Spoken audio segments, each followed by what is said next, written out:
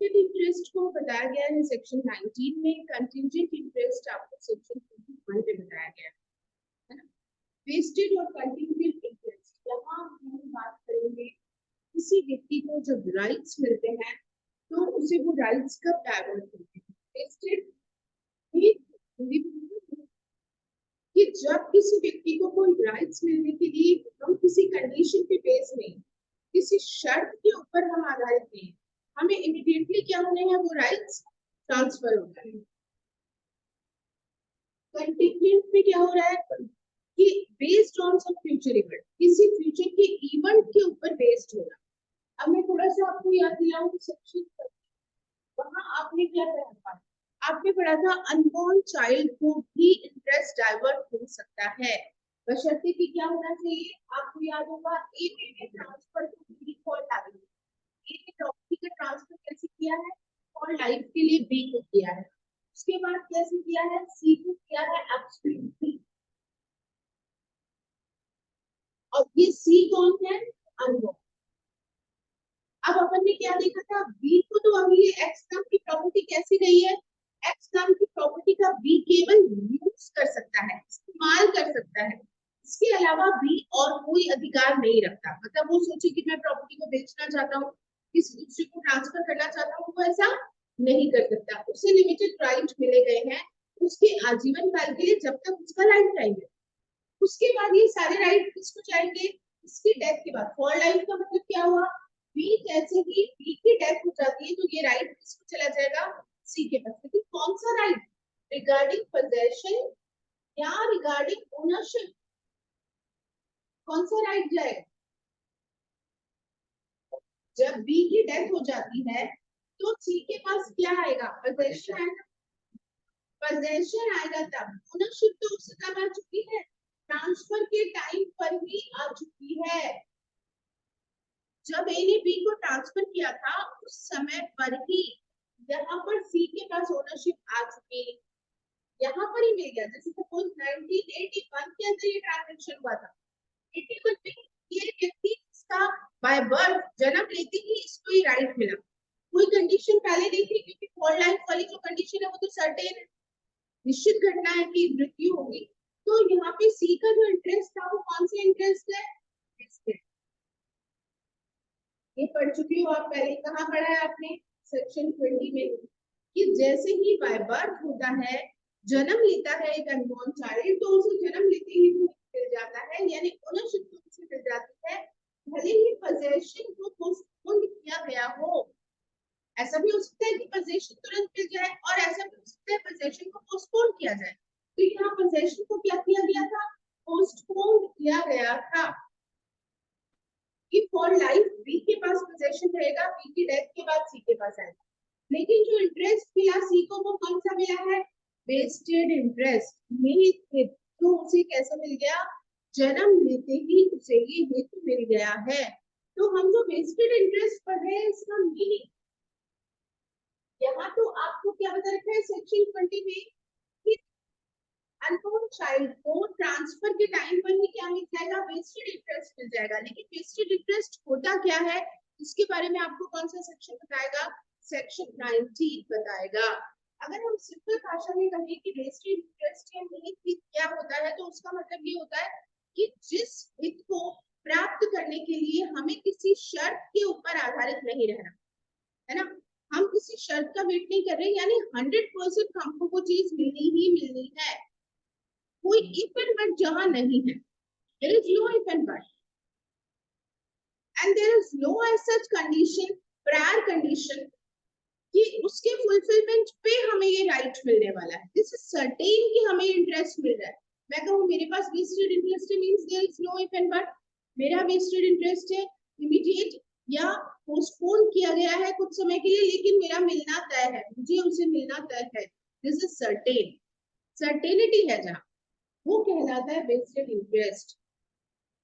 और जहां सर्टेनिटी नहीं है, मे बी और may not be, based on some condition, वो कहलाता है कंटिंजेंट इंटरेस्ट। इसे हम कॉन्ट्रैक्ट में कंडीशनल कॉन्ट्रैक्ट नाम से भी जानते हैं, है ना, समाश्रित संविदा आपने पढ़ी है।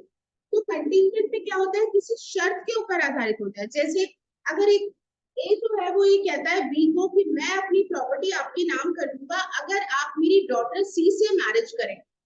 अब सी से मैरिज करना क्या हुआ, प्रायर कंडीशन। अब वो जरूरी नहीं है सी से मैरिज करे ही करे भी, अगर वो करेगा, मैरिज करेगा तो उसे क्या मिलने वाली है, प्रॉपर्टी मिलने वाली है। अगर वो नहीं करता तो नहीं मिलेगी। फादर ने बेटे से कहा आप फर्स्ट अटेम्प्ट में आरजीएस बन के दिखा दो, मैं आपको ये प्रॉपर्टी अपनी सो एंड सो डाइवर्ट कर दूं। उस सिचुएशन में करूंगा जब आप फर्स्ट अटेम्प्ट में मुझे आरजीएस क्लियर करके दिखा दें। अब वो बच्चा फर्स्ट अटेम्प्ट में अगर आरजीएस क्लियर हो जाता है तो होना या ना होना ये सर्टेन नहीं है, बेस्ड ऑन सम कंडीशन उसे प्रॉपर्टी मिल रही है। तो ये केस किसमें जाएगा, कंटिंजेंट में जाएगा, समाश्रित में जाएगा। बात समझ में आ रही है मेरी? जहां हम 100% श्योर है कि ये चीज मुझे मिलनी ही है, सर्टेन है, और जहां अनसर्टेनिटी है, निश्चित नहीं है, कोई शर्त पहले रख दी गई है, वो शर्त अगर पूरी होगी तो ही यहाँ पर आगे बढ़ा जाएगा। तो आप पढ़ रहे हैं, आप सबसे पहले वेस्टेड इंटरेस्ट की चीजों को बात करते हैं। इसमें कुछ चीजें जो है वो मैं आपको नोट डाउन भी कराना चाहती हूँ, तो आप नोट करिए। Classification of vested interest. Number 1, vested interest with possession। Vested interest with possession। सिर्फ टाइटल एक छोटा सा लिखवा रही हूँ ताकि वो पॉइंट याद आ जाए, पूरा सेंटेंस नहीं लिखवा रही। दूसरा लिखिए, where possession has been postponed। where possession has been postponed। देखिए क्या लिखा है, एक तो वेस्टेड इंटरेस्ट में लिखा है कि possession क्या मिल जाएगा, तुरंत मिल जाएगा, इमीडिएटली मिल जाएगा।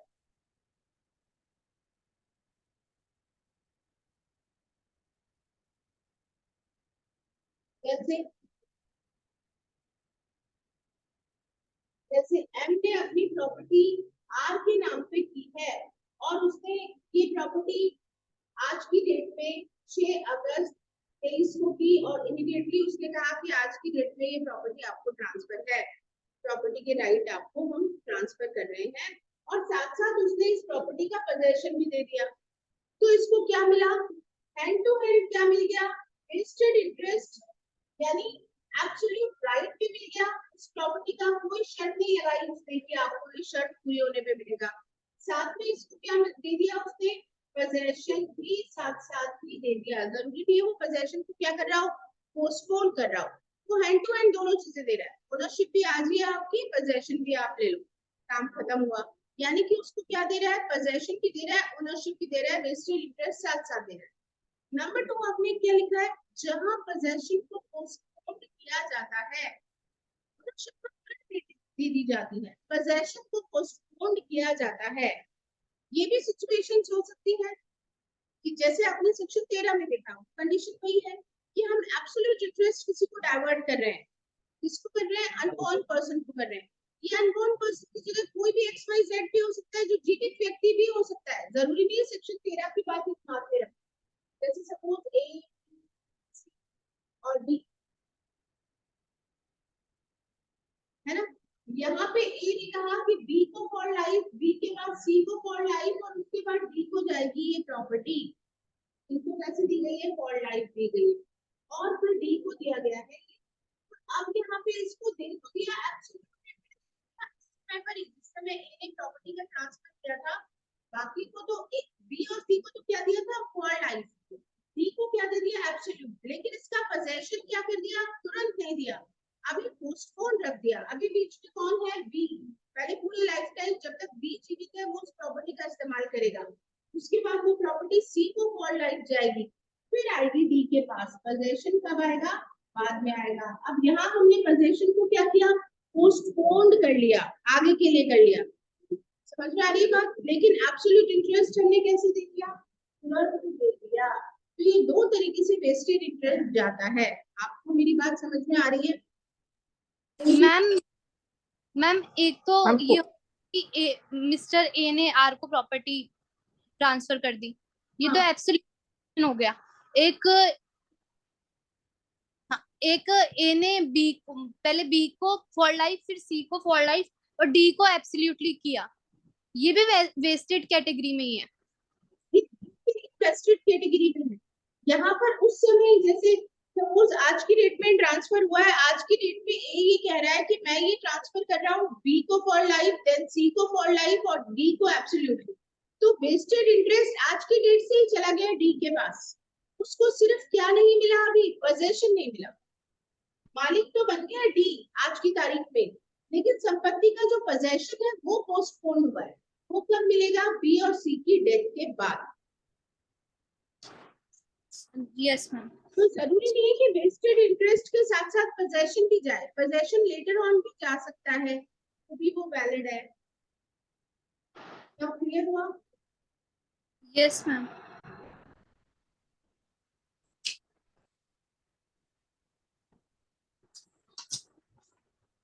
अब बताइए creation of vested. Ma'am excuse me ma'am, ma'am A to B जा रहा है तो फर्स्ट कैटेगरी होगी ना ma'am, ownership with possession. A to B, B तो फॉर लाइफ है केवल, B absolute okay ma'am. For life है। मैम इस केस में फिर ए टू डी जो ट्रांसफर हो रहा है वो इस कैटेगरी में हो रहा है, ओनरशिप विद पोजेशन पोस्टपोनमेंट। ये ओनरशिप इसको दे रहा है, सारे राइट इसको दे रहा है, लेकिन यस मैम। पोस्टपोन कर रहा है। पोजेशन अभी इसके बीच में दो लोगों को दिया है, ये सब जीवित है, जरूरी नहीं है अनबॉर्न। इसलिए मैंने ये लिस्ट किया कि आपके दिमाग में केवल ये पता चला कि अनबॉर्न के लिए ही रहता है। Yes excuse me ma'am. Yes please. Ma'am जब तक डी के पास एब्सोल्यूट नहीं आता, डी ट्रांसफर कर सकता है किसी और को, मतलब ये हमने पहले भी डिस्कस किया हुआ है जब अपन ने सेक्शन 13-14 पढ़ा था, आपको याद है? सेक्शन 13-14 पढ़ा था अपन ने, तो अपन ने ये वाली बात भी डिस्कस की थी कि यहाँ पर अब जैसे ओनरशिप किसके पास आ गई? बी के पास पहले ही आ गई। क्या नहीं आया उसके पास? पोजेशन नहीं आया, तो उसे पोजेशन के लिए वेट करने की जरूरत नहीं है। If D want to transfer his property, वो कर सकता है। डी किसको करना चाहता है? ई को करना चाहता है। कब करना चाहता है इसको? तो ये ट्रांसफर कब हुआ था? 6 अगस्त 23 को हुआ था। अब ये क्या कर रहा है? 16 अगस्त 23 को ट्रांसफर करना चाहता है, इसको डी ई को करना चाहता है। क्या वो कर सकता है? अब 16 अगस्त को तो पोजेशन आया ही नहीं है इसके पास। पोजेशन तो कब आएगा इसके पास? बी और सी की डेथ के बाद आएगा। यस ये कर सकता है, तो लेकिन तो इसके पास से कोई देगा, इसके पास पोजेशन नहीं था। अभी सिर्फ क्या ट्रांसफर करेगा? ओनरशिप। क्योंकि इसके पास कौन सा इंटरेस्ट है? वेस्टेड इंटरेस्ट है। इसमें ओनरशिप ट्रांसफर यहाँ पे करना। पोजेशन ये ई को कहेगा भाई मैं आपको लेटर ऑन, अगर ये राजी हो जाता है तो, अगर ये राजी हो जाता है ई की ठीक है मैं पोजेशन बाद में ले लूंगा, तो ऐसा ट्रांजैक्शन भी कैसा है? वैलिड ट्रांजैक्शन की कैटेगरी में आता है। आ रही है बात समझ में? चलिए आप नोट करिए। हाँ जी कुछ पूछना है? No ma'am. चलिए जो अभी अभी आए हैं क्लास में उनको मैं बता दूं, हम लोग पढ़ रहे हैं वेस्टेड इंटरेस्ट का टॉपिक, है ना? वेस्टेड इंटरेस्ट जिसका क्या मतलब होता है? सेक्शन 19 ऑफ टीपी एक्ट, जिसका मतलब ये होता है कि आप किसी प्रॉपर्टी का राइट विदाउट एनी कंडीशन के गेट करते हो, बिना किसी शर्त के आप उस अधिकार को प्राप्त करते हो, तो वो कहलाता है वेस्टेड इंटरेस्ट। हमें किसी कंडीशन पे बेस नहीं रहना, हमें तुरंत इमीडिएटली प्रॉपर्टी का राइट ट्रांसफर हो जाता है, भले ही उसका पोजेशन पोस्टपोन किया गया हो, लेकिन उस प्रॉपर्टी से रिलेटेड अधिकार राइट्स जो है वो हमें ट्रांसफर हो जाता है। अब आप लिखिए क्रिएशन ऑफ वेस्टेड इंटरेस्ट, निवित का सृजित किया जाना। क्रिएशन ऑफ वेस्टेड इंटरेस्ट, देखिए vested interest may be created in the following manners. Vested interest may be created in the following manners, namely, number one, निहित हित निम्नलिखित रीतियों से निहित हित निम्नलिखित रीतियों से सृजित किया जा सकता है, सृजित किया जा सकता है। अर्थात पहला, when no date has been fixed, when no date has been fixed, as to when the interest is to take effect, to take effect, जब हित के प्रवर्तन करने की कोई अवधि निश्चित ना की गई हो। Number 2, when the interest ma'am ये when no date is fixed, when the interest as to when the interest is to take effect, दूसरा है when the interest created in the property is expressed take effect forthwith, जब हित का प्रवर्तन तुरंत प्रभाव से अभिव्यक्त किया गया हो। Ma'am when interest in property express take effect forthwith, FORTHWITH.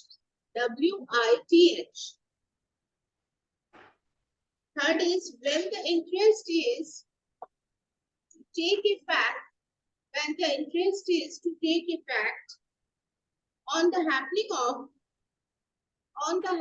of an event, which must happen, जब हित का प्रवर्तन किसी ऐसी घटना पर निर्भर हो, जिसका घटित होना अनिवार्य हो। चौथी बात है when enforcement of the interest have been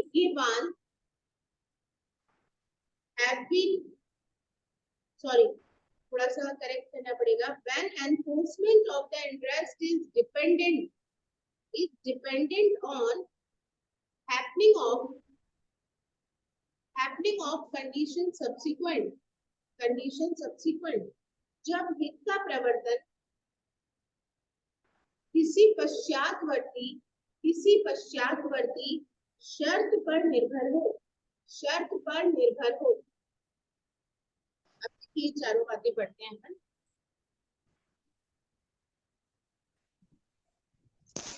ma'am 4 point करना। जब हित का प्रवर्तन किसी पश्चातवर्ती शर्त पर निर्भर हो।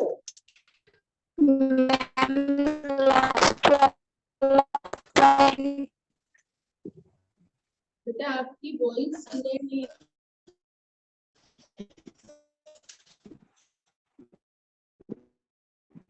जैसा बोलो Amita.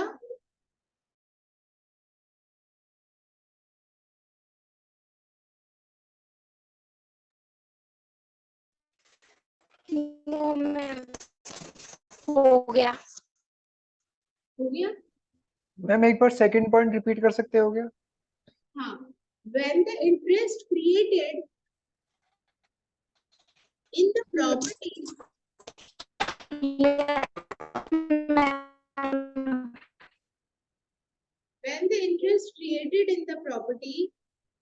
is expressed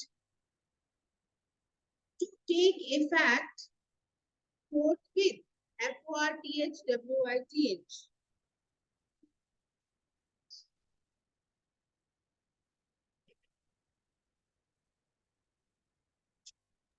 okay ma'am.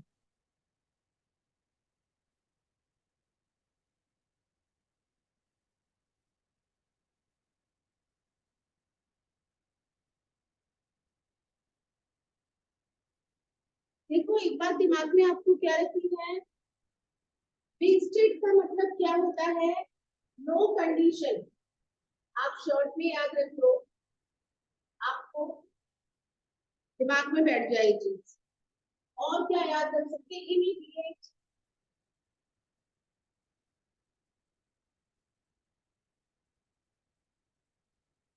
Ma'am अगर इसमें नो कंडीशन है तो फिर ये जो थर्ड वाला पॉइंट है ये तो ऐसे बोल रहा है कि इफेक्ट में तब आएगा जब कोई हैपनिंग ऑफ इवेंट होगा। बता रही हूँ ना मैं, अभी वेट करो, ये चारों चीजें बताती हूँ क्या है। वेस्टेड इंटरेस्ट का सबसे पहले अभी जो चार बातें हैं ये क्रिएट कैसे होगा, इसके लिए पहले तो आपको ये समझना जरूरी है वेस्टेड इंटरेस्ट होता क्या है, जिसको हमने आज टॉपिक को शुरू किया है। दोबारा बता रही हूँ, वेस्टेड का मतलब होता है जहां हमें इंटरेस्ट मिलने, इंटरेस्ट का मतलब क्या है, यहाँ ब्याज नहीं है, यहाँ पे इंटरेस्ट का मतलब क्या है, फ्यूचर इवेंट। इंटरेस्ट का मतलब किससे है, यहाँ अधिकारों से। हमें अधिकार कब मिलेगा, ये राइट कब मिलेगा, बात आ रही है समझ। उस राइट को मिलने के लिए हम किसी कंडीशन पे बेस नहीं है, हम पे कोई शर्त नहीं लगाई। मैंने आपको ये नहीं कहा कि भाई आपको ये प्रॉपर्टी में ट्रांसफर तब करूंगी जब आरजीएस बन जाए, मैंने कहा मैं इमीडिएटली ट्रांसफर कर दूंगी, मैं आपको ये प्रॉपर्टी ट्रांसफर कर, यानी कि मैंने कोई कंडीशन लगाई। अब ये बात है कि आपको उस प्रॉपर्टी के राइट वेस्टेड इंटरेस्ट मिल गए, लेकिन कई बार हम पोजेशन को पोस्टपोन करते हैं, अधिकार जो यूज करने का राइट है उसको पोस्टपोन करते हैं। अब यहाँ ये क्या कह रहे हैं, जहां कोई डेट मेंशन नहीं की गई है कि कब से वो इफेक्ट में आना है, जैसे आज 6 अगस्त है, आज अपन एक ट्रांजेक्शन कर रहे हैं, इसी बीच में ट्रांजेक्शन हो रहा है, एक्स नाम की प्रॉपर्टी एक्स को ट्रांसफर कर रहा है बी को। वो डॉक्यूमेंट जो है वहां पे कोई भी तरीके का डेट नहीं लिखा हुआ एनफोर्समेंट का कि एक्स नाम की प्रॉपर्टी का मालिक बी कब से हो जाएगा, कुछ नहीं लिखा। हमने डील यानी कॉन्ट्रैक्ट कब किया है, तो प्रॉपर्टी को ट्रांसफर करने का कॉन्ट्रैक्ट हुआ है, ये कौन सी डेट को हुआ है। अब टाइम पीरियड कुछ आपने मेंशन ही नहीं किया उस कॉन्ट्रैक्ट में कि भाई ये प्रॉपर्टी कब बी को जाएगी, 1 महीने बाद जाएगी, 15 दिन बाद जाएगी, ऑन पेमेंट जाएगी, कुछ नहीं लिखा। उसमें सिर्फ ये लिखा है कि A is going to transfer this property to B. तो इसका मतलब क्या हुआ, ये प्रॉपर्टी उसको कैसे गई है, तुरंत गई है, इमीडिएटली। ये उसको इंटरेस्ट कौन सा है, वेस्टेड इंटरेस्ट। और जिस दिन कॉन्ट्रैक्ट का फॉर्मेशन हुआ है हम वही दिन मानेंगे कि इसका एनफोर्समेंट हो गया। मतलब ये जो इंटरेस्ट बी को आना था कब आया, सेम डेट पे जिस दिन इसका ट्रांजेक्शन हुआ है। तो क्या लिखा है आपने, आप अपने पास क्या लिखा है कि जहां पर when no date has been fixed, जहां कोई डेट फिक्स नहीं की गई है, as to when the interest is to take effect, कि इंटरेस्ट कब आएगा पार्टी को, कोई डेट नहीं लिखा, तो अपन क्या करें, डेट कोई मेंशन नहीं किया उन्होंने, तो उसको क्या माना जाएगा कि वो वेस्टेड इंटरेस्ट है, और वो तुरंत सेम डेट को ही एक से दूसरे को प्रॉपर्टी का ट्रांसफर माना जाएगा। क्लियर हुआ क्या पहला वाला पॉइंट, पहला वाला पॉइंट क्लियर है। Yes ma'am. जहां डेट मेंशन, अब दूसरी बात क्या लिखी है, दूसरी लिखी है when the interest created in the property is expressed to take effect forthwith. अब वो क्या कह रहा है, इस कॉन्ट्रैक्ट में साफ तौर पे बता रहा है, आज उसने कॉन्ट्रैक्ट किया है और इसने साफ तौर पे कह दिया कि भाई जो 15 अगस्त आ रही है उस दिन ये इफेक्ट में आएगा, ये जो आज हमने कॉन्ट्रैक्ट बनाया है ये इफेक्ट में उस दिन से माना जाएगा। तो इसने डेट लिख दिया है यहाँ पे, या ये सेम डेट भी लिख सकता था, उसमें साफ तौर पे, मतलब पिछले वाला इलस्ट्रेशन तो क्या था जहां एक्सप्रेसली मेंशन नहीं था, अब वाले में क्या हो रहा है, एक्सप्रेसली बस मेंशन कर दिया गया। पिछले वाले में आप अंदाज लगा रहे थे कि अब कोई और डेट मेंशन नहीं है तो अपन कौन सी मानेंगे, डेट ऑफ कॉन्ट्रैक्ट फॉर्मेशन की मानेंगे। अब यहाँ इसने स्पष्ट रूप से बता दिया कि कौन सी तारीख से ये इफेक्टिव माना जाएगा, यानी vested interest from A to B कब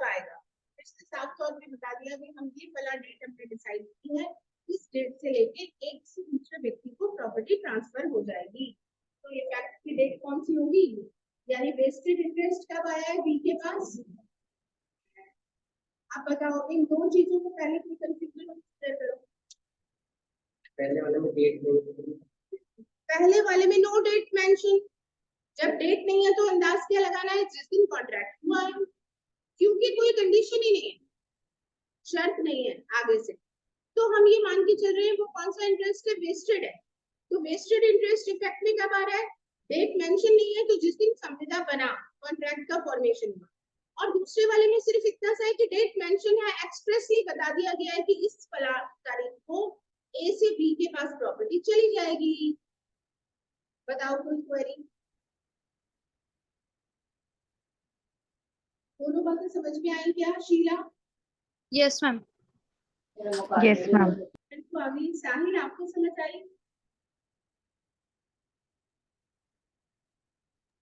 yes ma'am. Amita? Yes ma'am. Jyoti? हाँ मैम। नहीं समझ में आया तो पूछ लिया करो आराम से। पीपी सब्जेक्ट जो है वो बिना ऐसे आगे नहीं चलेगा ना, आपको समझ ही नहीं आएगा। क्लास में बैठोगे तो भी अगर आपने सवाल नहीं पूछा, आपको लगा भी दूसरे को तो आ गया, मेरे को तो आया नहीं, मैं सवाल कैसे पूछूं, तो फिर वो तो आपकी जो कमी है हमेशा ही रह जाएगी। क्योंकि अब बार बार आगे जो पढ़ने वाले हो टॉपिक्स उसमें बार बार यही शब्द आएंगे, वेस्टेड इंटरेस्ट, कंटीजेंट इंटरेस्ट। अब मुझे पता ही नहीं है वेस्टेड इंटरेस्ट क्या होता है। फिर रिपीट करती हूँ, वेस्टेड इंटरेस्ट वो होता है जहां पर इंटरेस्ट का मतलब तो पहला क्या है, अधिकार, राइट्स, प्रॉपर्टी से रिलेटेड राइट्स, अधिकार हमें कब मिलेंगे।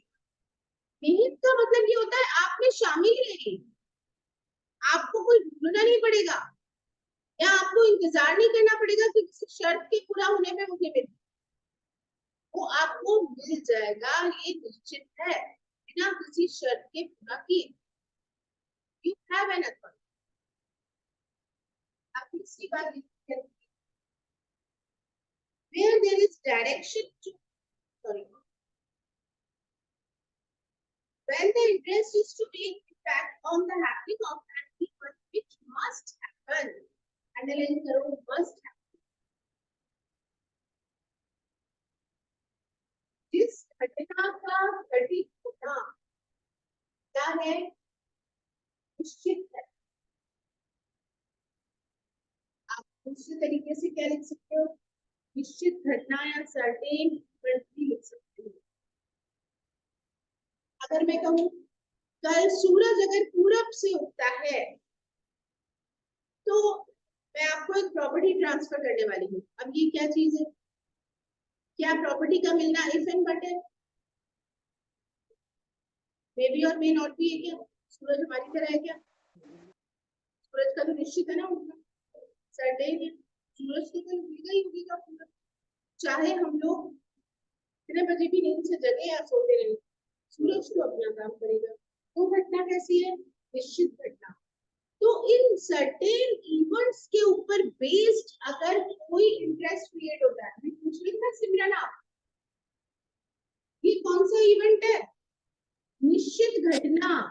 अब मैं आपसे यस। इन और अनसर्टेन इवेंट्स के बारे में बात करती हूँ ताकि आपको ये चीज समझ आए। Earth is bound to revolve, पृथ्वी अपने अक्ष पर घूमेगी, ठीक है, सर्टेन है या अनसर्टेन इवेंट है, सर्टेन इवेंट है। सूरज का पूरब से उगना कैसा इवेंट है, सर्टेन इवेंट है। पश्चिम में अस्त होगा सूरज, ये कैसा इवेंट है, ये भी सर्टेन इवेंट है ना। सक्सेस इन लिटिगेशन, अगर मुझे बाद में सफलता मिली तो, मेरा एक मकान को लेकर डिस्प्यूट चल रहा है, कोर्ट ने अगर मेरे फेवर में मकान कर दिया तो ये कैसा है, अनसर्टेन इवेंट है। ऑकरिंग ऑफ एन एक्सीडेंट, दुर्घटना का घटित होना, अपन ने इंश्योरेंस कंपनी से इंश्योरेंस करा रखा है अपने मकान का, गाड़ी, अगर उसमें कोई नुकसान होता है तो इंश्योरेंस कंपनी भरपाई करेगी, कैसा इवेंट है, अनसर्टेन, निश्चित घटना नहीं है। आ रही बात समझ, जैसे किसी की डेथ पे प्रॉपर्टी मिलेगी, ए ने क्या कहा, ए ने सी को कहा कि मिस्टर सी आपको मैं दे रहा हूँ प्रॉपर्टी एब्सोल्यूट, सी भी जीवित है, एब्सोल्यूट राइट आपको, लेकिन आपसे पहले ये जो बी है ना, और लाइफ इसको दे रहा हूं, जब तक ये जीवित है इसके पास रहेगी प्रॉपर्टी, फिर आपके पास आएगी। अब इसके जीवन काल तक ये प्रॉपर्टी किसके पास है? बी के पास है। उसके मरने के बाद सी के पास आएगी। तो यानी कि इसकी डेथ, यहाँ पे सी को प्रॉपर्टी कब मिलेगी?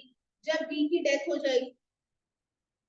बी की डेथ सर्टेन इवेंट है या अनसर्टेन इवेंट है? बी की डेथ क्या है ज्योति? बी की मरने पर सी के पास प्रॉपर्टी जानी है। बी का मरना निश्चित है या अनिश्चित है? मैम सर्टेन है ये। सर्टेन है, डेथ सर्टेन है। कौन है अमर होके जो आया है यहाँ? हनुमान जी के अलावा, हनुमान जी कहते हैं धरती पे आया, हम सबको तो जाना ही है। बस ये हमें पता नहीं है कितने साल, कितने क्षण, कितनी घड़ियां, लेकिन मृत्यु निश्चित है। तो ये कह रहा है ए बी को कि मिस्टर बी आपके लाइफ टाइम तक आपके पास है, उसके बाद ये प्रॉपर्टी का मालिक सी होगा। तो ये इवेंट कौन सा? ऑन डेथ, घटना कौन सी? डेथ होने पे। तो डेथ होना कौन सा इवेंट है? Certain event. तो सी को जो मिलेगा कौन सा इंटरेस्ट मिलेगा? आइए बात समझ में। जब किसी व्यक्ति को कोई इंटरेस्ट ट्रांसफर होता है, कोई हित उससे जाता है, कब जाता है? सर्टेन इवेंट पर बेस्ड होके जाता है, तो वो कहलाता है वेस्टेड इंटरेस्ट। बताइए, आप कोई सवाल दिमाग में आ रहा हो?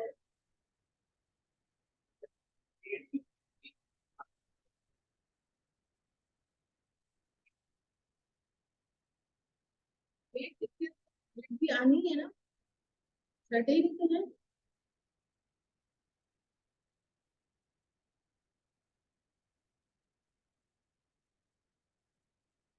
परी आपने सीखी ऑनलाइन में? क्या टॉपिक क्लियर है? कि ज्योति, सिमरन, अमिता, साहिल, शीला, सबको क्लियर है क्या ये टॉपिक? जी ma'am. Yes ma'am. Yes ma'am. Yes, ma'am. अच्छा, चलिए Yes. ये बात समझिए। चौथी बात समझिए। चौथी बात ये कह रहा है where the interest is to when enforcement of the interest is dependent on happening of condition subsequent। अब यहाँ subsequent कंडीशन है, कंडीशन तो है, अभी हमने क्या पढ़ा था? No condition. लेकिन यहाँ पे क्या कह रहा है? कंडीशन है।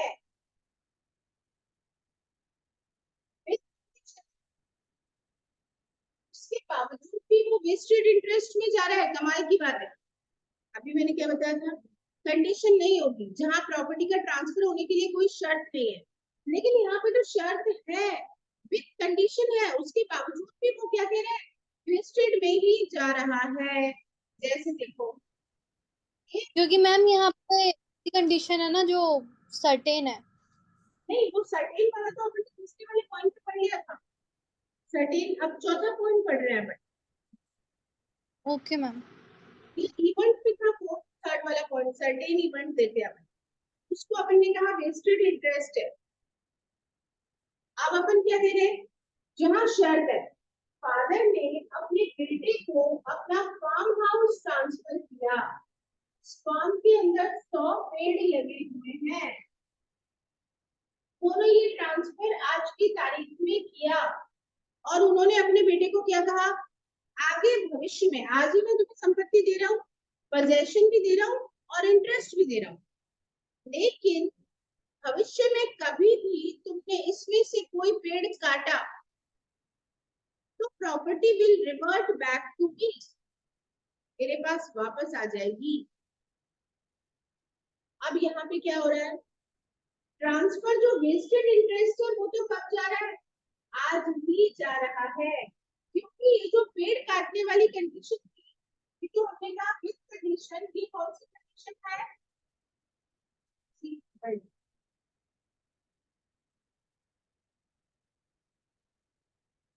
ये शर्त कौन सी है? सब्सिक्वेंट कंडीशन, पश्चातवर्ती शर्त।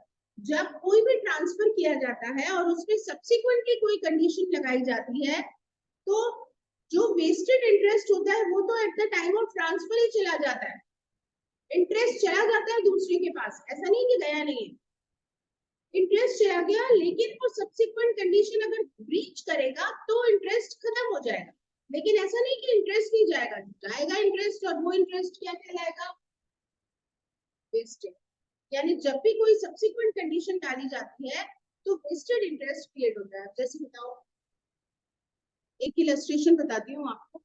फादर ने बेटे को प्रॉपर्टी का ट्रांसफर किया और कहा कि भाई अगर तुम इस प्रॉपर्टी का ट्रांसफर करने की डेट से 3 साल के अंदर, 3 साल बाद कुछ भी करो कोई दिक्कत नहीं है, लेकिन 3 साल तक तुम आउट ऑफ इंडिया नहीं जाओ। मैं आज तुम्हें प्रॉपर्टी दे रहा हूँ, लेकिन आज की डेट से 3 साल तक तुम्हें इंडिया के बाहर नहीं जाना। अगर तुम चले गए तो प्रॉपर्टी में राइट खत्म हो जाएगा and property will revert back to me और एनी लीगल हियर। ये शर्त कौन से प्रकार की है? प्रीसिडेंट है या कंडीशन सब्सिक्वेंट सब्सिक्वेंट है? तो यहाँ सब्सिक्वेंट है तो उस प्रॉपर्टी में उस बेटे का अधिकार कब हुआ? इमीडिएट हुआ या नहीं हुआ? इमीडिएट चला गया। शर्त कौन सी है? पश्चातवर्ती, सब्सिक्वेंट। उसको ब्रीच करेगा, मगर 3 साल के अंदर अंदर अगर वो भारत चला, 1 साल बाद ही वो भारत छोड़ के बाहर चला गया तो प्रॉपर्टी का इंटरेस्ट खत्म हो जाएगा। लेकिन अभी जो गया वो क्या गया? वेस्टेड, अभी तो चला गया। बात आई समझ में? वेस्टेड इंटरेस्ट क्रिएट कैसे होता है? इन्होंने बताया 4 तरीके से क्रिएट होता है। नंबर 1, अगर कोई भी डेट मेंशन नहीं है eight the time of transfer, जो ट्रांसफर जिस दिन किया गया, और कोई कंडीशन नहीं लगाई गई है कि ये प्रॉपर्टी का ट्रांसफर आपको किसी घटना के होने पर, किसी काम के पूरे होने पे मिलेगा। मतलब आप सिंपल लैंग्वेज में कह सकते हो कोई कंडीशन प्रीसिडेंट नहीं है, कोई प्रीसिडेंट कंडीशन नहीं है, तो फिर किस दिन ट्रांसफर होगा? सेम डे जिस दिन कॉन्ट्रैक्ट हुआ है। दूसरी बात आपने पढ़ी, जब कोई डेट मेंशन कर दी जाए कि कब से ये इफेक्ट में आएगा तो उस दिन से वेस्टेड इंटरेस्ट इफेक्टिव माना जाएगा। तीसरी बात आपने पढ़ी, जो सर्टेन इवेंट्स होते हैं उनके ऊपर बेस्ड होता है वेस्टेड इंटरेस्ट ट्रांसफर होता है। और चौथी बात आपने क्या पढ़ी? सब्सिक्वेंट कंडीशन की आपने बात पढ़ी। जहां कहीं सब्सिक्वेंट कंडीशन दी जाती है तो उसका मतलब जो इंटरेस्ट ट्रांसफर होता है वो वेस्टेड होता है। बताओ, इन चारों माध्यमों से कोई भी चीज जो नहीं समझ आ रही हो तो अपन बात करेंगे। मैम एक बार एक और कोई एग्जांपल बता दीजिए ना सब्सिक्वेंट कंडीशन का। और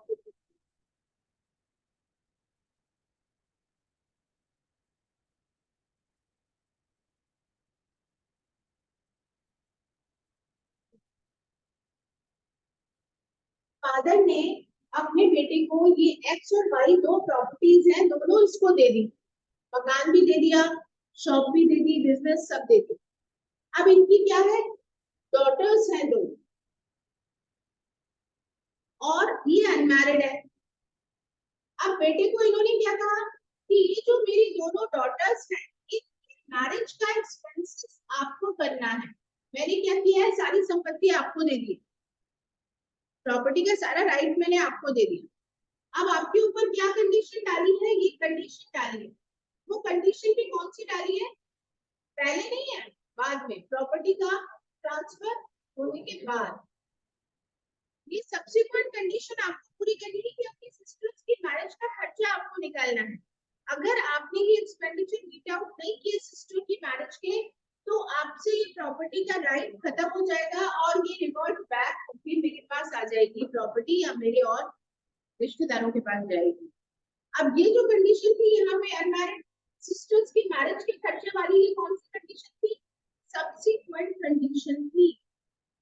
पहले कोई शर्त नहीं लगाई गई कि पहले ये शर्त पूरी करो। तो ये सब प्रीसिडेंट और सब्सिक्वेंट का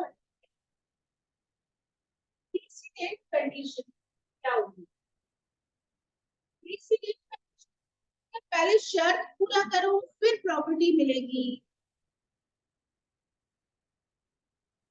आपको नोट्स चाहिए, पहले क्लास में आओ फिर नोट्स दूंगी मैं, जो बच्चा क्लास में रेगुलर रहेगा। तो कंडीशन क्या लगा दी? जो बच्चा पहले क्लासेस अटेंड करेगा। तो कंडीशन कौन सी है? ये प्रेसिडेंट। एक व्यक्ति ए बी से कहता है कि मैं आपको अपनी प्रॉपर्टी ट्रांसफर करने के लिए तैयार हूँ, बशर्ते कि तुम मेरी डॉटर से मैरिज कर लो। तो ये कंडीशन कौन सी हो गई? प्रेसिडेंट। डॉटर से मैरिज पहले करेगा तब जाके प्रॉपर्टी मिलेगी। फादर ने बेटे से कहा तो गवर्नमेंट जॉब में एंट्री करके दिखाओ, तब मैं आपके नाम पे संपत्ति करूंगा। तो गवर्नमेंट जॉब हासिल करना क्या हो गई? पहले शर्त पूरा करना। मतलब एक तो हो गया कि प्रॉपर्टी ट्रांसफर ही बाद में होगी, पहले शर्त पूरा करना, तो उसको क्या कहते हैं? प्रेसिडेंट। एक क्या होती है? प्रॉपर्टी ट्रांसफर हो जाती है और उसके बाद सब्सिक्वेंट कंडीशन उसके साथ साथ ही लगाई गई है, जिसको अगर की ब्रीच करता है कोई भी प्रॉपर्टी की ट्रांसफर के टाइम पर सब्सिक्वेंट कंडीशन लगाई गई है और उसे अगर कोई ब्रीच करता है तो फिर वो प्रॉपर्टी रिवर्ट बैक होती है या अधिकार समाप्त होता है। लेकिन उसमें इंटरेस्ट तो तुरंत चला जाता है। जो इंटरेस्ट जाता है सब्सिक्वेंट कंडीशन अगर होती है तो उसमें क्या जाता है? और प्रीसीडेंट कंडीशन में क्या होता है?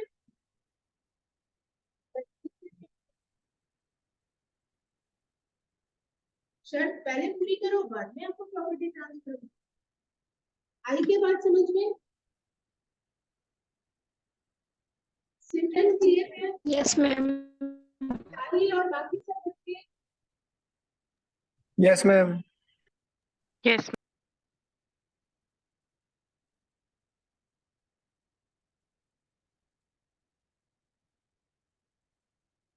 अब अपन आगे चलते हैं।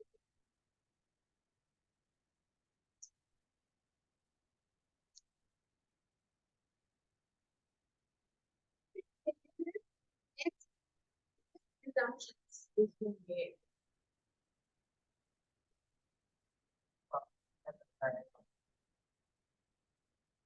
Definition जो है, चलिए आप लिखिए, हेडिंग लगाइए legal presumptions as to vested interest. निहित हित संबंधी विधिक अवधारणाएं। निहित हित संबंधी विधिक अवधारणाएं। इसमें पहला लिखिए where the enjoyment of the interest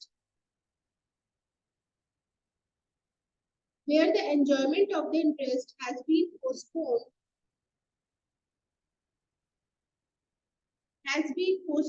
by the transfer जब अंतरणकर्ता द्वारा हित का उपभोग स्थगित कर दिया गया हो। दूसरा लिखिए where a prior interest in the same property is given ma'am prior interest in the same property is given to some other person by the transfer उसी संपत्ति में अंतरणकर्ता द्वारा कोई पूर्विक हित किसी अन्य व्यक्ति को दिया गया हो। थर्ड लिखिए where there is direction to accumulate income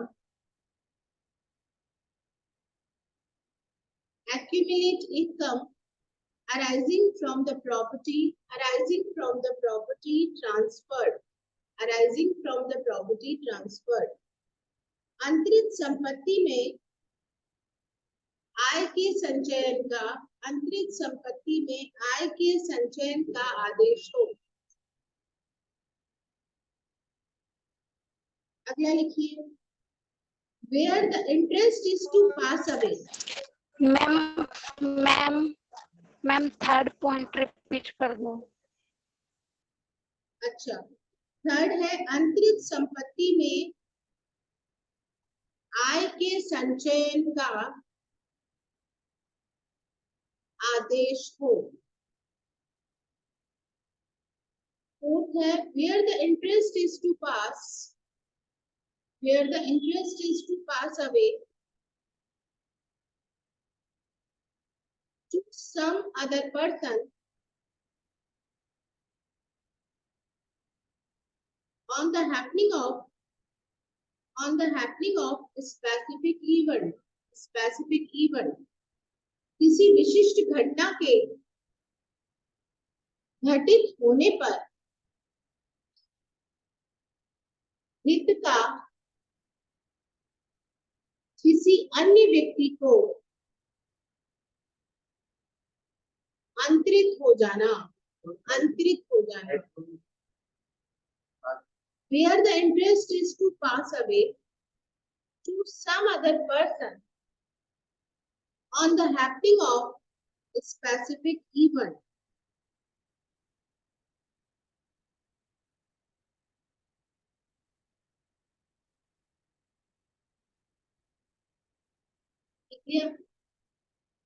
देखो सबसे पहला क्या लिखा है, जहां उसका जो यूज है उसको हम पोस्टपोन कर रहे हैं। तो लैंग्वेज आपकी क्या लिखी है, here the enjoyment of the interest has been postponed by the transfer। किसी को कोई इलस्ट्रेशन याद हो तो बताओ। एंजॉयमेंट को पोस्टपोन कर रहे हैं, दे तो अभी आपको जो रहे वो वेस्टेड इंटरेस्ट है, क्या दे रहे हैं, लेखित दे रहे हैं, अभी दे रहे हैं, लेकिन उसका इस्तेमाल या एंजॉयमेंट आप अभी नहीं कर सकते। यस, सेक्शन 13 याद करो। सेक्शन 13 में क्या पढ़ा है अपन ने, A made a transfer to B for life and C unborn absolute। अभी X नाम की प्रॉपर्टी पर यूज कौन कर रहा है, एंजॉय कौन कर रहा है प्रॉपर्टी का, B कर रहा है। 6 तारीख को 6 अगस्त को आरबीआई ने ट्रांसफर किया, अभी मालिक कौन बन गया, बाय बर्थ। जैसे ही इसने अगर जन्म ले लिया बाय बर्थ, इस अनबॉर्न चाइल्ड की जन्म लेते ही इंटरेस्ट किसको मिल जाएगा, किसको मिल जाएगा। लेकिन जन्म लेते इंटरेस्ट तो मिल गया, एंजॉयमेंट का राइट नहीं मिला। एंजॉयमेंट के राइट को क्या कर दिया, पोस्टपोन। अभी क्योंकि वो किसको मिला हुआ है, बी को मिला हुआ है। सेक्शन 20 में आपने पढ़ा कि जैसे ये बच्चा जन्म लेगा अनबॉर्न चाइल्ड, तो इसको वेस्टेड इंटरेस्ट मिल जाता है। और साथ में आपको याद होगा आपने सेक्शन 14 भी पढ़ा है, क्या पढ़ा है सेक्शन 14,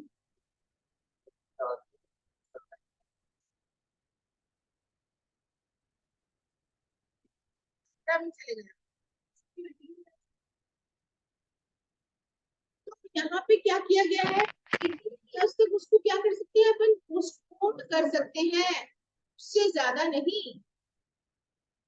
इसको मैक्सिमम कितने टाइम के लिए पोस्टपोन किया जा सकता है, 18 इयर्स तक के लिए पोस्टपोन किया जा सकता है, उससे ज्यादा नहीं। मतलब जो वेस्टेड इंटरेस्ट उसे कब मिलना था, बाय बर्थ मिलना था, उस वेस्टेड इंटरेस्ट को क्या कर दिया आपने, पोस्टपोन कर दिया। और ट्रांसफर ने क्या कहा, किसी ये इंटरेस्ट वेस्टेड तब मिलेगा जब ये 18 का हो जाएगा, तब मिलेगा जब ये 16 का हो जाएगा, लेकिन 18 से ऊपर तक रोक नहीं सकते एंजॉयमेंट। याद आया, तो ये इंटरेस्ट भी कौन सा है, वेस्टेड है। और जहां हमने इसको अभी इस इलस्ट्रेशन में अपन ने क्या किया, सी को यूज करने के लिए नहीं थी प्रॉपर्टी, चाहे वो प्रॉपर्टी का मालिक है फिर भी वो यूज नहीं कर रहा, क्योंकि वो यूज करने का राइट तो पहले बी के पास, तो भी ये कंटिंजेंट इंटरेस्ट नहीं है। अभी जितनी चारों बातें पढ़ी आपने वो कौन लिखवाई है, जो मैंने आपको वो दिखाई तो देती है कि कंटिंजेंट है वेस्टेड। अब दिखाई तो क्या दे रहा है, सी को कहाँ मिलेगा, पहले तो शर्त कौन सी है, बी का फॉर लाइफ, लेकिन इसका तो सर्टेन इवेंट है, डेथ होना सर्टेन है। यहाँ हमने पोजेशन को केवल पोस्टपोन किया है, इसका वेस्टेड इंटरेस्ट मिल गया उसको। तो ये जो इंटरेस्ट होता है, जहां हम एंजॉयमेंट को लेटर ऑन दे रहे हैं, या आप दूसरी भाषा में कहो कि पोजेशन बाद में आता है, एंजॉय तो पोजेशन का ही करोगे ना, पोजेशन बाद में आ रहा है, पोजेशन को पोस्टपोन किया जा रहा है, उसका मतलब वेस्टेड इंटरेस्ट ही होता है, कंटिंजेंट नहीं होता। बात आ गई समझ? अनबॉर्न पर्सन को कौन सा इंटरेस्ट मिल रहा है? वेस्टेड। सिर्फ क्या पोस्टपोन किया है? पोजेशन। क्लियर हुआ? आपने क्या लिखा है? Where a prior interest in the same property is given to some other person by the transfer. ये प्रायर इंटरेस्ट तो क्रिएट हुआ है। यहाँ पे ये बी को कौन सा इंटरेस्ट देते हैं? यहाँ पर ये प्रायर इंटरेस्ट ही कहलाता है।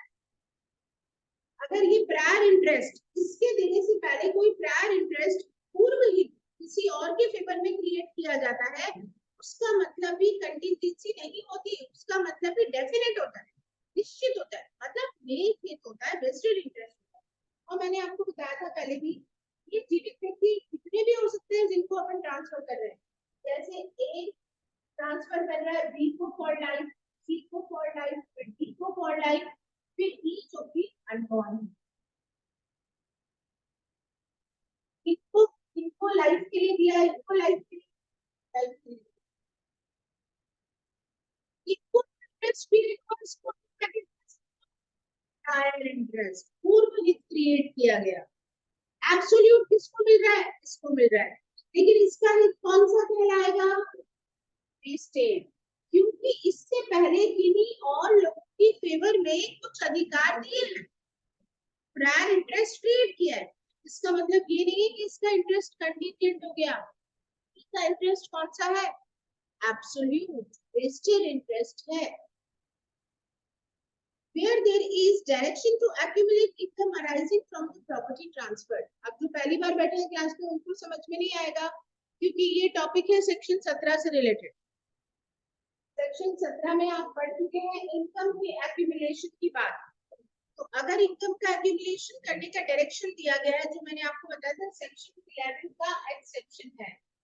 अब वो जो साहिल बैठे हैं या सिमरन है या आई थिंक अभी जो आए हैं ज्योति, आपको हो सकता है ना समझ आए। सेक्शन 11 और 17 के सारे अपन पहले पढ़ चुके हैं डिटेल में, इसलिए ये आपको पॉइंट एक्यूमुलेशन का क्लियर नहीं होगा अभी। 11 में था राइट ऑफ एंजॉयमेंट, उसका डायरेक्शन नहीं दे सकता ट्रांसफर। 17 में पढ़ा था कि डायरेक्शन दे सकता है ट्रांसफर, कि आपको इस प्रॉपर्टी की इनकम को पर्टिकुलर पर्पस से इकट्ठा करना है और इस्तेमाल करना है। तो ऐसा अगर कोई डायरेक्शन दिया गया है, उस डायरेक्शन का मतलब भी कंटिजेंट नहीं है, उसका मतलब भी वेस्टेड ही है। हमने सिर्फ यही तो डायरेक्शन दिया है कि आपको इसकी इनकम को इकट्ठा करके किस काम में लगाना है, उसका मतलब समाश्रित नहीं है, उसका मतलब क्या माना जाएगा? वेस्टेड माना जाएगा। Excuse me ma'am. यस सिमरन। मैम सेक्शन 17 पहले तो ये बोलता है कि एक्यूमुलेट नहीं कर सकते आप इनकम को, ऐसा नहीं कर सकते कि आप एक्यूमुलेट करते जा रहे हो फॉर द लाइफ टाइम। फिर उसका प्रोवाइजो ऐसा बोलता है कि नहीं, आपने एक्चुअली 17 पढ़ा ही नहीं है ना बेटा, तो इसलिए आप समझ नहीं सकेंगे। अभी इसको अपन डिटेल में लेके नहीं पाएंगे।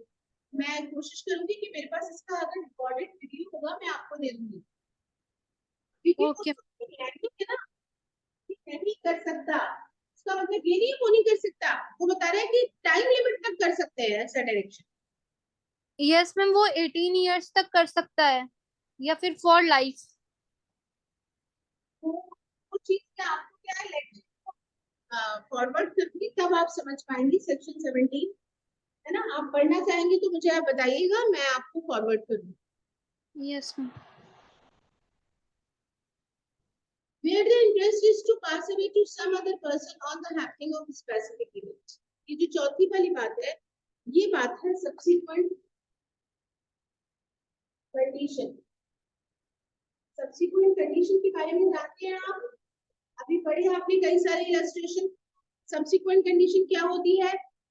जो पहले लगाए ना, जो बाद में लगाई, मतलब ट्रांसफर तो तुरंत हो जाएगा और उसके बाद आपने शर्त को ब्रीच किया तो प्रॉपर्टी रिवर्ट बैक होगी। जैसे मैंने क्या बताया था, फादर ने सन को क्या ट्रांसफर किया? Farm house. उसमें क्या लगे हुए थे? 100 पेड़, उसको दे दिया आज की डेट पे। और क्या कहा उसको? अगर तुमने एक भी पेड़ काटा तो प्रॉपर्टी मेरे पास वापस आ जाएगी। तो ये कंडीशन कौन सी थी? सब्सिक्वेंट। तो ये कह रहा है ये सब्सिक्वेंट कंडीशन होने का मतलब ये नहीं है कि वो इंटरेस्ट कौन सा है? कंटिंजेंट है, उसको जो जा रहा है वो कौन सा है, नीड जा रहा है, वेस्टेड इंटरेस्ट जा रहा है, यानी प्रॉपर्टी तो अभी ही जा रही है। जाने के बाद वो गलती करेगा, ब्रीच करेगा कंडीशन को, तो वापस ले लेंगे अपन उससे, लेने के बाद ले लेंगे, लेकिन ऐसा नहीं कि अभी उसको दे ही नहीं रहे अपन, अधिकार जा नहीं रहा, अधिकार तो उसके पास जा रहा है। मतलब ये चार बातें जो आपने पढ़ी हैं, इन चारों बातों में दिखाई तो क्या देता है, देयर इज कंटिंजेंसी, लेकिन इन एक्चुअल क्या है वो, वेस्टेड इंटरेस्ट। बताओ कोई डाउट?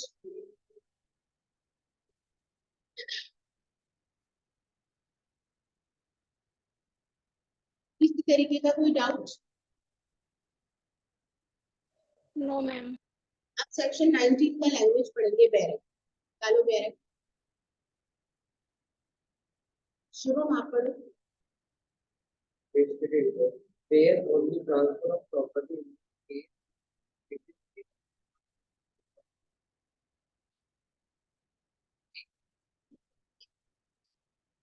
क्या कह रहे हैं, ये सारी चीजें अभी अभी आपने पढ़ी हैं। Where on a transfer of property, जहां कोई प्रॉपर्टी का ट्रांसफर करते समय एन इंटरेस्ट देयरिन क्रिएटेड, एक इंटरेस्ट क्रिएट किया है, in favour of a person, किसी व्यक्ति के फेवर में हमने क्या किया, इंटरेस्ट क्रिएट किया, यानी ए ने बी के फेवर में इंटरेस्ट क्रिएट किया, यानी उसको प्रॉपर्टी के अधिकार दिए, without specifying the time when it is to take effect. सबसे पहला वाला पॉइंट क्या लिखा था मैंने आपको, जब कोई डेट मेंशन नहीं हो, तो यही पॉइंट लिखा है कि बिना कोई तारीख बताए कि कब से ये प्रभाव में आएगा, कब से ये इफेक्ट में आएगा, है ना, और in terms specifying that it is to take effect forthwith, या फिर वो दूसरी बात में क्या, वो सेकंड पॉइंट लिखाया था मैंने आपको, जब टाइम मेंशन हो जाएगा कि कब से ये इफेक्ट में आएगा, डेट लिखी गई, बताया मैंने, कॉन्ट्रैक्ट आज बनाया 6 तारीख को, और इफेक्ट में कब आएगा, 15 तारीख से, और on the happening of an event which must happen, तीसरी बात पढ़ी थी अपन ने, ऐसी घटना जिसका घटित होना निश्चित है, सर्टेन इवेंट्स, जैसे कि डेथ मैंने बताया था, certain events, such interest is vested, तो ऐसा इंटरेस्ट क्या कहलाएगा, वेस्टेड कहलाएगा। पढ़ा था ना वेस्टेड इंटरेस्ट कैसे क्रिएट होता है, unless a contrary intention appears from the terms of the contract, जब तक कोई विपरीत बात हमें उस कॉन्ट्रैक्ट से नहीं समझ में आती, तब तक क्या समझ में आ रहा है कि वो इंटरेस्ट क्या कहलाएगा, वेस्टेड इंटरेस्ट कहलाएगा, ये चीज कहलाएगा। A vested interest is not defeated by death of the transferee before he obtains possession. Vested interest जो है वो डिफीट नहीं होता ट्रांसफरी की डेथ हो जाने से भी, इससे पहले कि वो पोजेशन गेट करे। अब इसको समझो क्या करेंगे।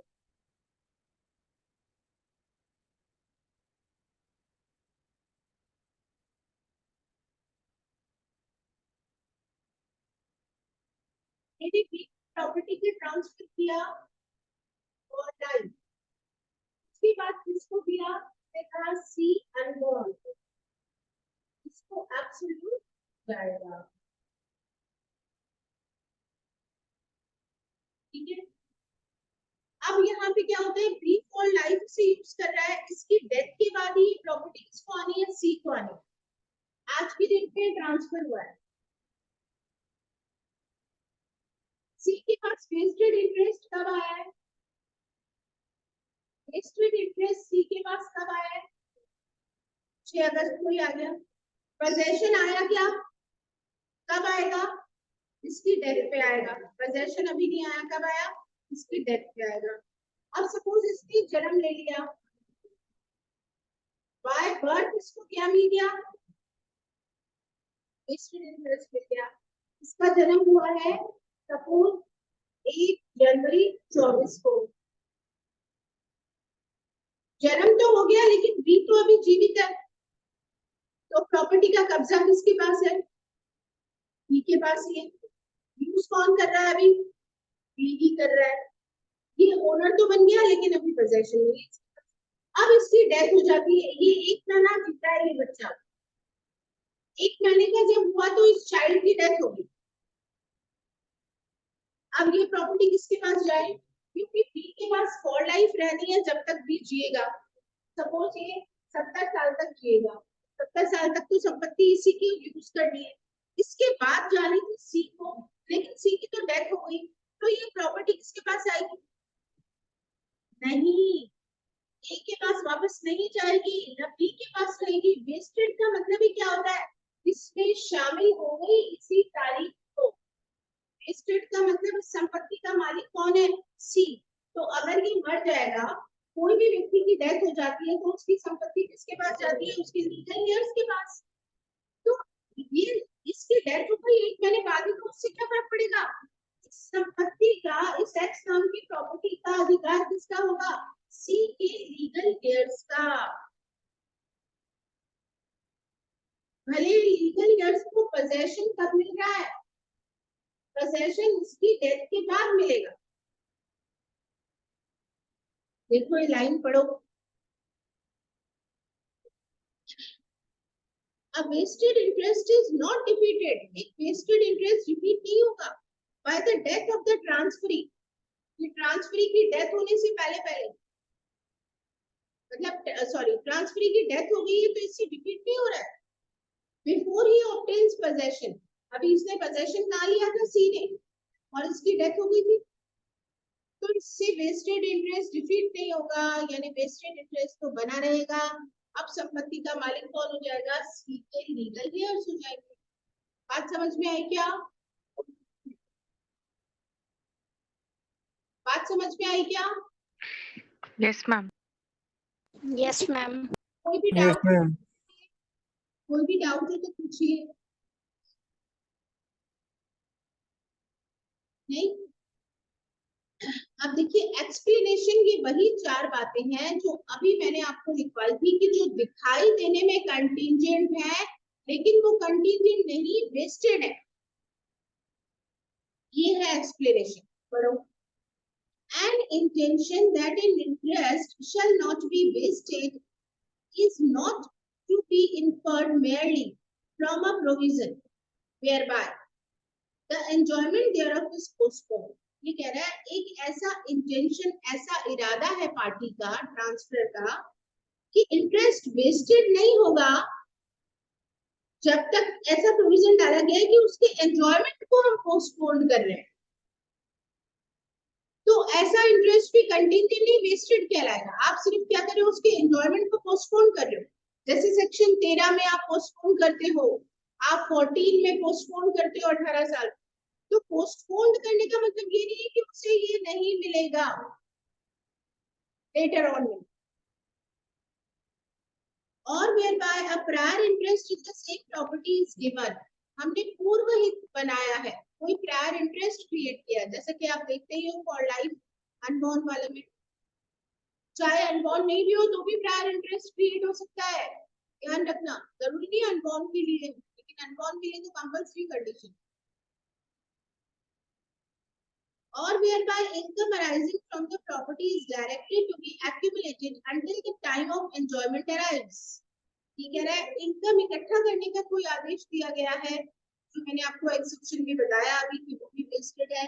और from a provision that if particular event shall happen the interest shall pass to another person. ये मैंने आपको बताया सब्सिक्वेंट कंडीशन वाला, कि कोई घटना भविष्य में घटित होगी तो संपत्ति आपसे लेके हम दूसरे को दे देंगे। पिताजी कह रहे हैं अभी तो बेटे को दे रहा हूँ संपत्ति, ये पेड़ काटेगा तो मेरी बेटी के पास चली जाएगी संपत्ति। क्या हो रहा है? सब्सिक्वेंट। चारों बातें वो है जो अभी मैंने आपको लिखवाई, उसके बाद ही मैंने आपको पेरेंट को हाथ लगवाया है। अब भी कोई डाउट हो आप आराम से बेशक पूछिए।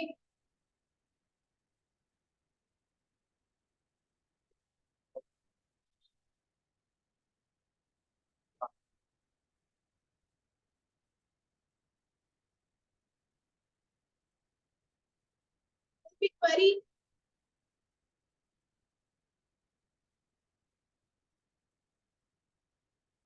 टॉपिक समझ आया क्या ज्योति आपको? Yes ma'am. अरे भाई लोग कैमरे के सामने तो आया करो। ज्योति समझ में आ गया? हाँ मैम। धीरे धीरे आवाज से समझ में आता है ना कि हाँ कितना समझ आया। कॉन्फिडेंटली नहीं आ रही आवाज की। हाँ मैम, आ गया मुझे। सिमरन, यस मैम। अमिता और शीला, साहिल, यस मैम, आ गया समझ। Yes, ma'am. हो गया।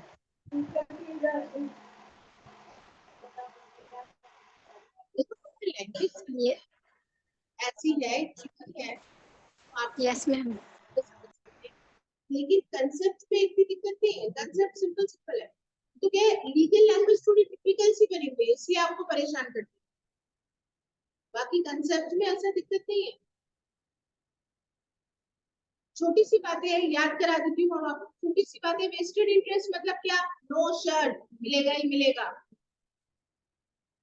कोई शर्त नहीं। कब से इफेक्ट में आएगा? जब से कॉन्ट्रैक्ट में लिखा गया है। अगर नहीं लिखा गया है कुछ भी कॉन्ट्रैक्ट में, तो सेम डेट जिस दिन कॉन्ट्रैक्ट हुआ है, या कोई सर्टेन इवेंट है जिसका घटित होना निश्चित ही निश्चित है, उसमें हमें मिल जाएगा, है ना। तो इसमें आपको क्या है, वो इंटरेस्ट मिलेगा ही मिलेगा। वो क्या कहलाता है? वेस्टेड। चौथी वाली कंडीशन कौन सी थी?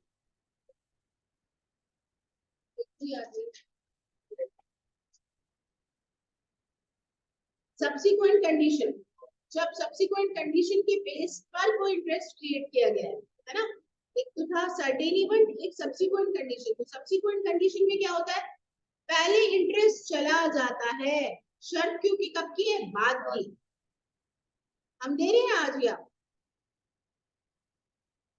बाद में? अगर आप शर्त तोड़ दें, अधिकार तो आपको आज ही मिले। और फिर इसने कुछ प्रिजम्पशन बता दी कि जो दिखाई देने से लगती है कि कंटीजेंट है, लेकिन वो कंटीजेंट नहीं, वो वेस्टेड ही है। सिंपल सा है, कोई दिक्कत भरा नहीं। अब आप चलिए, सेक्शन 20 तो पढ़ चुके हैं। 21 कंटीजेंट इंटरेस्ट क्या कहलाता है। अब सेम यही वाली बात होगी। वेस्टेड समझ आ गया तो कंटीजेंट आ जाएगा। वेस्टेड में शर्त नहीं थी, कंटीजेंट में क्या है? शर्त है। शर्त कौन सी है? प्रीसिडेंट। क्या शर्त बताई मैंने अभी आपको क्लास में ही बताया। फादर ने कहा बी से आप मेरी डॉटर से मैरिज करोगे तो प्रॉपर्टी आपको मिलेगी। Condition precedent. घटना का घटित होना, और वो इवेंट भी कौन सा हो? Future event. सर्टेन होना नहीं चाहिए, वो अनसर्टेन होना चाहिए। मतलब मे बी और मे नॉट बी हैपन। घटना घटित होगी या नहीं होगी, उस पे आधार। चलिए इसके एसेंशियल एलिमेंट किए। Number 1, it is subject to specified condition precedent। Condition precedent यह किसी विनिर्दिष्ट पूर्ववर्ती शर्त के अध्ययन होता है। प्रीसिडेंट। मैम एक बार वापस रिपीट कीजिएगा। हाँ, नंबर 1 है it is subject to specified condition precedent. यह किसी विनिर्दिष्ट पूर्ववर्ती शर्त के अधीन होता है। दूसरा है the condition precedent should necessarily be uncertain।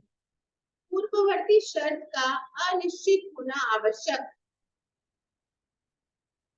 निश्चित घटना नहीं होनी चाहिए, क्योंकि निश्चित होगी, सर्टेन होगी तो किसमें जाएगी? वेस्टेड में। अनसर्टेन इवेंट होना चाहिए। जैसे कल अगर वोल्केनो आया तो Ma'am, first point. First point है यह किसी विनिर्दिष्ट पूर्ववर्ती शर्त के अधीन होता है। दूसरा है the condition precedent should necessarily be uncertain. पूर्ववर्ती शर्त का अनिश्चित होना आवश्यक। तीसरा लिखिए the conditions may B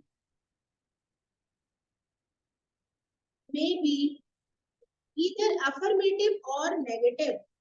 affirmative और negative, यह सकारात्मक या नकारात्मक हो सकता है।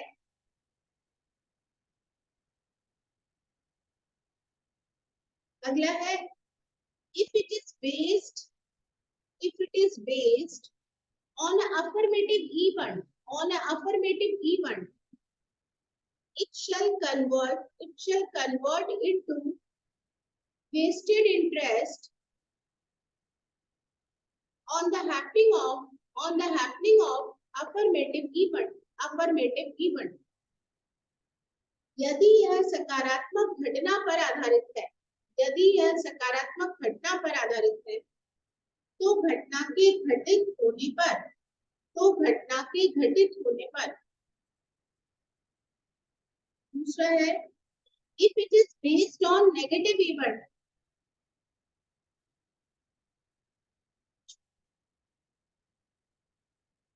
if it is based on negative event, it shall change into vested interest. It shall change into vested interest on the non-happening of the event. On the non-happening of the event. यदि यह नकारात्मक घटना पर आधारित है, तो घटना के घटित न होने पर, निहित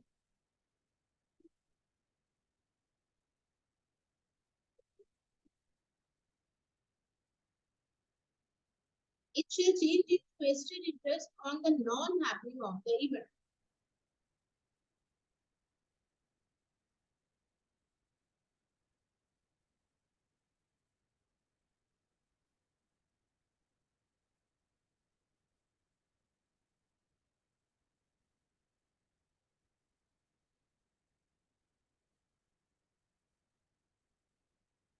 जब भी आप कंटीजेंट इंटरेस्ट पढ़ेंगे तो उसमें सबसे पहले क्या चीज आएगी? कंडीशन कॉन्स्टिट्यूट की प्रीसिडेंट कंडीशन का मतलब क्या होता है? पहले शर्त पूरी करनी है, कंडीशन पहले पूरा करना है, फिर प्रॉपर्टी का अधिकार आएगा। तो ये कौन सी होनी चाहिए? अनसर्टेन, सर्टेन इवेंट नहीं होना चाहिए, सर्टेन कंडीशन नहीं होनी चाहिए, अनसर्टेन होनी। जैसे अगर आप आरजीएस का एग्जाम फर्स्ट अटेम्प्ट में क्लियर कर लेते हैं तो आपके पेरेंट्स ने कहा आपको प्रॉपर्टी ट्रांसफर करेंगे। अब this is may happen, may not happen. Government job आपने गेट कर लिया तो may happen, may not happen. अगर आप मैरिज कर लेते हैं तो may happen, may not happen. अगर आप इंडिया के बाहर जाते हैं तो may happen, may not happen. So यहाँ पे क्या है? अनसर्टेनिटी, मे और मे नॉट।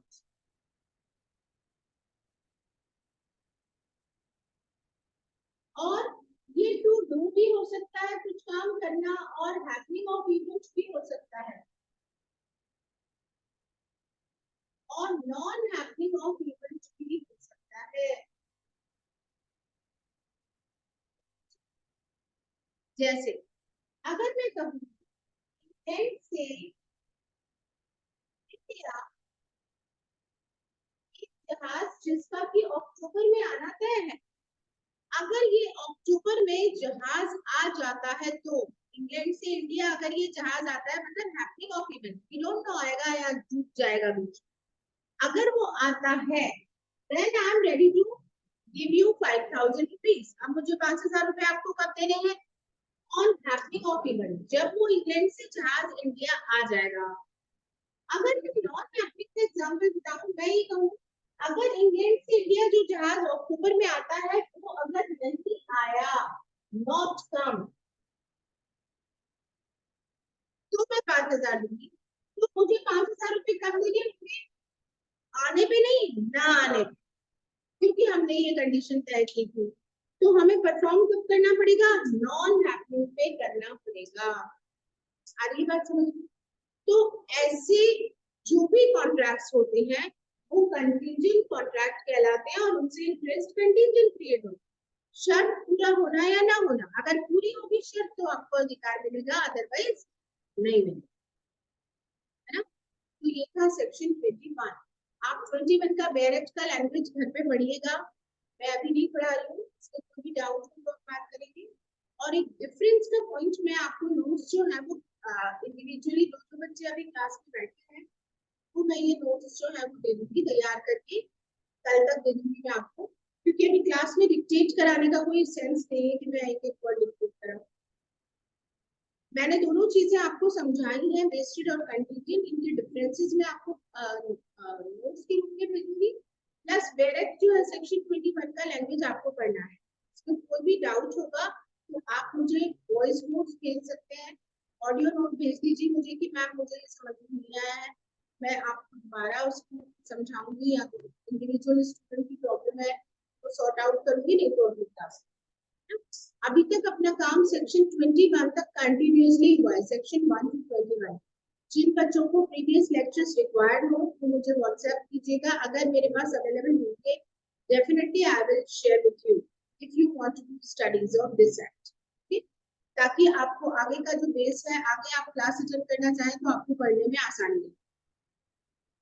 आज की क्लास ओवर करते हैं, थैंक यू वेरी मच।